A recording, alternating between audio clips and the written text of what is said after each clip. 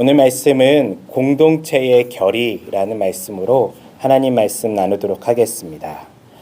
네, 여호수아를 우리가 돌아볼 때 우리 지난번 본 것처럼 정탐꾼으로 젊은 시절에 나갔었던 사람이었죠. 근데 오늘 말씀해 보니까 벌써 이제 여호수아를 뭐라고 부르죠? 어르신. 네. 왜냐하면 정탐을 하고 나서 40년이 흘렀어요. 40년이 흘러서 이제 여호수아도 나이가 많으면 한 60 정도를 먹었고, 그리고 보통 이제 50대에서 60대 사이에 있는 이제 어른이 된 거예요. 청년 여호수아가 아닌 이제 어른으로서, 공동체의 리더로서 여호수아가 이제 정복 전쟁을 해야 하는데, 오늘 말씀해 보니까 우리가 지난번 말씀처럼 하나님께서 먼저 여호수아에게 용기를 가지라고 하셨어요. 너는 담대하라, 용기를 가져라, 그리고 내가 너와 함께 하겠다라는 약속을 하나님께서 하시죠. 그리고 나서 여호수아는 그 말을 듣고 나서 이제 이스라엘 백성들의 지도자들에게 명령을 내립니다. 뭐라고 명령을 내리냐면, 이제부터 사흘 안에 이제 요단강을 건너서 하나님께서 우리에게 주신 그 땅을 차지하러 가야 하는데, 오늘 말씀해 보니까 특정 세 지파를 가르쳐서 여호수아가 뭔가 대화를 하고 있어요. 그 지파가 무엇이냐면 르우벤 지파와 갓 지파와 므낫세 반 지파에게 따로 이야기해요. 내용을 보니까 이런 내용이에요. 너희들은 요단강 동쪽에 편히 쉴 곳을 마련하였지만, 그렇지만 이 전쟁에 함께 참여해 달라라고 여호수아가 부탁하고 있죠. 이게 무슨 내용일까요? 사실은 앞선 모세오경의 민수기의 내용에 사실 이 이야기가 나와요. 민수기에 보면 르우벤 지파와 갓 지파와 므낫세 반 지파가요, 무슨 말을 하냐면, 자, 여기 보면 요단강 보이시죠? 예, 요단강 동쪽과 서쪽으로 나누는데, 지금 이스라엘 백성들은 이 요단강 동쪽에 진을 치고 있어요. 그리고 여기는 이미 정리가 된 지역들이에요. 이 지역에 르우벤 지파와 갓 지파와 므낫세 반 지파가요, 여기는 우리가 목축을 하고 우리 그 지파가 살기에는 매우 좋은 것 같습니다. 우리가 여기서 살 수 있게 해주십시오라고 모세가 있을 때 부탁을 해요. 그래서 약속을 얻어내죠. 여기서 살게 해주겠다. 대신 지금 요단강 건너서 이 가나안 땅을 정복해야 될 텐데, 이 정복 전쟁에 너희도 참여해 달라라고 이야기를 해요. 그리고 그들이 어쩌면 그들의 선조들이죠. 그들의 선조들이 약속을 해요. 알겠습니다. 우리가 그때에는 함께 전쟁에 참여해서 이 정복 전쟁에서 형제들과 함께 싸우겠습니다라고 이야기를 해요. 그 뒤로 몇 년이 지났다고요? 벌써 40년이 지나요. 한 세대가 흐르게 돼요. 그리고 오늘 여호수아가 말한 것처럼 이제 모세와의 약속을 이 르우벤 지파와 갓 지파와 므낫세 지파가 지켜달라고 얘기를 해요. 그런데 여러분, 한번 이게 쉬운 일일까요? 이미 자리 잡았어요. 우리 가족들이 이제 먹고 살 수 있는 부분들이 해결됐어요. 우리의 어쩌면 이 르우벤 지파와 갓 지파와 므낫세 반 지파라고 하는 건 뭐냐면, 므낫세 지파가 여기에 절반이 있고요, 또 이쪽에 절반이 있어요. 예, 이렇게 쪼개져서 들어가거든요. 이 친구들은 이미 편안한 삶이 보장돼 있어요. 집도 생기고 땅도 생기고 가축도 키울 수 있고 농사도 지을 수 있는 그런 환경이 보장돼 있어요. 그런데 이 전쟁에 참여해달라고 할 때에 참여할 수 있으시겠습니까? 이렇게 핑계댈 수도 있을 것 같아요. 그거는 우리 선조들이 약속한 거죠. 우리가 직접 약속한 건 아닐 수도 있잖아요. 그리고 우리 여기 아녀자들도 있고 아이들도 있는데, 우리 여기 아이들을 지키기 위해서라도 저희 여기 남아 있어야 돼요라고 핑계댈 수도 있어요. 그런데 오늘 여호수아가 이야기할 때에 이 르우벤 지파와 갓 지파와 므낫세 반 지파는요, 뭐라고 얘기하냐면, 어르신의 그 명령에 우리가 따르겠습니다라고 얘기를 해요. 그리고 그 명령에 거역을 하면 뭐라고 얘기하죠? 누구든지 죽임을 당할 것입니다 라고 이야기를 해요.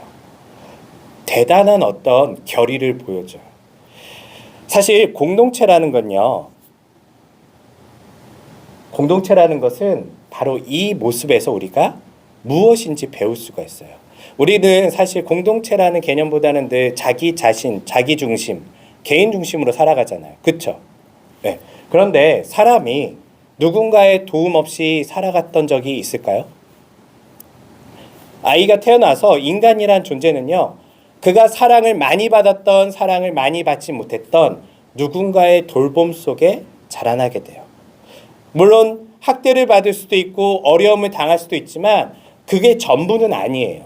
누군가의 도움이 없었다면, 누군가 밥을 주거나 누군가 돌봐주거나 그런 것이 없었다면 우리는 살아갈 수 없는 존재들이죠. 그런데 보통 사람들은 어떻게 생각해요? 그런 도움을 받고도 잘 되면 누가 잘 됐다고 얘기해요? 내가 잘해서 잘 됐다라고 얘기를 해요. 편안한 삶을 살게 되면 다 내가 이 고생을 뚫고 나와서 내가 성취한 것처럼 이야기해요. 그런데 공동체는 그런 것이 아니에요. 누구 한 명이 잘 되는 건요, 그 한 명이 잘 되기까지 수많은 사람들이 함께하고 도와주고 또 그 가운데 많은 섬김과 희생이 있었기 때문에 존재하는 것이죠. 루벤 지파와 갓 지파, 므낫세 지파는 알아요. 자신들이 이 땅을 얻게 된 건 자신들이 노력해서 얻은 거예요? 아니에요. 이 공동체가 함께 이 땅을 이들에게 분배해 준 거예요. 만약에 이 땅을 루벤 지파와 갓 지파와 므낫세 지파가 갖고 싶었지만 다른 지파들이 안 돼라고 얘기했으면 어떤 일이 일어났을까요? 그러면 싸웠겠죠. 다퉜겠죠. 그런데 과감하게 다른 지파들은 그것을 허용해 줘요. 그리고 그것을 아는 루벤 지파와 갓 지파와 므낫세 지파는 그 고마움과 감사함을 알기 때문에 어쩌면 이미 자리 잡고 편안할 수 있는 삶이 보장돼 있지만 이 가나안 정복 전쟁에 참여하겠습니다라고 이야기한다는 것이죠. 우리의 삶은 어떤가요? 우리가 잘 되거나 아니면 내가 편안한 삶을 이제 보장되었어요. 그러면 우리는 어떻게 살면 좋을까요? 여기서 사실 우리는 힌트를 얻을 수 있어요. 바로 내가 잘 되고 내가 편안한 것은 누군가의 헌신과 노력이 있었기 때문에 나 역시 이 남는 어떻게 보면 나의 여유라든지 시간이라든지 나의 재정이라든지 나의 재능도 나만의 것이 아닌 누군가를 위해서 사용할 수 있는 것이 그것이 바로 공동체의 모습이라는 것이죠. 이제 사람들은요, 여기서 이제 결의를 하는 거예요. 결의가 뭐예요? 결의. 강력한 의지를 보이는 게 결의예요. 자, 왜 강력한 결의가 필요하면 의지가 필요하냐면 지금 뭘 해야 된다고요? 전쟁을 치를 거예요. 예, 전쟁을 치를 터인데 이때 루벤과 갓 지파와 므낫세 반 지파가 만약에 한 발 뺐다면 어떤 일이 일어났을까요?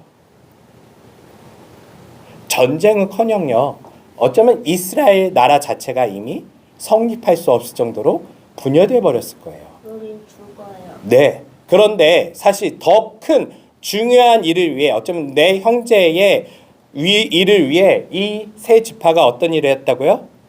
약속을 지킴으로써 편안한 삶을 내버려두고 전쟁에 참여하는 모습을 통하여 우리는 공동체가 어떤 모습인지 어떻게 살아갈지에 대해서 힌트를 얻는 것이죠. 그 결의에는 순종의 결의가 있어요. 순종이 뭐냐면 나는 어르신이 말씀하시는 거 따르겠습니다. 어르신께서 말씀하신 거 저희가 토달지 않고 우리 선조들이 약속한 것이지만 저희가 거기에 순종하겠습니다. 그런데 이 약속을 이들이 반드시 지킬 필요가 있어요, 없어요? 어쩌면 선조들이 한 약속이니까 뺄 수도 있어요. 제가 직접 얘기한 거 아니잖아요. 할 수도 있지만요, 그 약속을 지켜요. 그 약속에 순종해요. 왜냐하면 이것은 우리 이스라엘 국가 그리고 우리 민족 공동체의 공통된 과제라고 본 거예요. 그리고 그들이 함께 하겠다고 결의를 하죠. 이것은 동행의 결의예요. 우리가 우리 각각의 형제들만 잘 사는 게 아니라 우리 형제들이 고통받고 있다면, 우리 형제들이 전쟁을 치러야 된다면 마땅히 나도 그 고통에 참여하겠다라고 하는 그런 동행의 결의죠. 마지막은 무엇이냐면 신앙의 결의를 해요. 하나님께서 우리와 함께 하시니 우리도 하나님과의 약속을 지키고, 하나님께서 우리에게 약속하신 땅은 어디예요? 사실 약속하신 땅, 이 가나안 서편에 있는 이 가나안 땅을 정복하는 거였거든요. 이 신앙의 결의를 하면서 그들이 하나님의 뜻을 우리가 이루기에 그 전쟁에 참여하겠습니다라고 이야기하죠. 그리고 나서 이들이 오히려 뭐라고 얘기하냐면 어르신 여호수아에게 더 힘을 낼 것을 이야기해요. 우리는 어르신의 이야기 따라갈 거예요. 마음을 강하게 먹으십시오 라고 오히려 여호수아에게, 어쩌면 여호수아는 부탁하러 간 거잖아요. 예, 어쩌면 여호수아는 살짝 어떻게 보면 걱정도 되었을 거예요. 이들이 안 따라오면 어떡하지? 라고 했는데 오히려 여호수아에게 응원하면서 어르신의 말씀에 무조건 따라가겠습니다. 그리고 어르신은 아무쪼록 마음을 강하게 먹으십시오라고 이야기하면서 오히려 여호수아까지도 응원해줬던 이 멋진 루벤, 갓, 므낫세 반지파의 모습을 볼 수가 있어요. 말씀을 좀 정리해 볼게요. 공동체가 무엇이냐면 내 형제가 어려움을 당했을 때 그냥 바라보고만 있는 것이 아니라 희생을 감수하면서 돕겠다는 거예요. 예, 그게 공동체의 모습이에요. 그게 공동체라고 하면 뭐예요? 공동체가 어디 있어요? 여러분들이 경험하는 공동체. 가정이 있고요. 가정에서 누군가 어려움을 당하면 어떻게 해야 돼요? 도와줘야 돼요. 그게 멋진 모습이에요. 그리고 또 다른 공동체가 있죠. 가정을 넘어서 학교가 있어요. 학교에서도 누군가 어려움을 당하면 도와주고 함께 해주는 게 정말 멋진 모습이에요. 뿐만 아니라 직장에서도 그렇고, 그리고 교회에서도 그렇고, 뿐만 아니라 우리가 살고 있는 이 이웃들도 다 우리의 공동체예요. 누군가 어려움을 당하면 도와주고 함께 해줌으로써 오히려 큰 어려움을 이겨나갈 수 있는 힘을 우리가 갖게 된다는 것이죠. 자, 오늘 말씀 다시 한번 기억하면서 우리는 혼자 살 수 있는 존재들이 아니에요. 서로 어떻게 해야 된다고요? 도와주는 거예요. 내가 나중에 잘 되면 내 힘으로 잘 된 거라고요?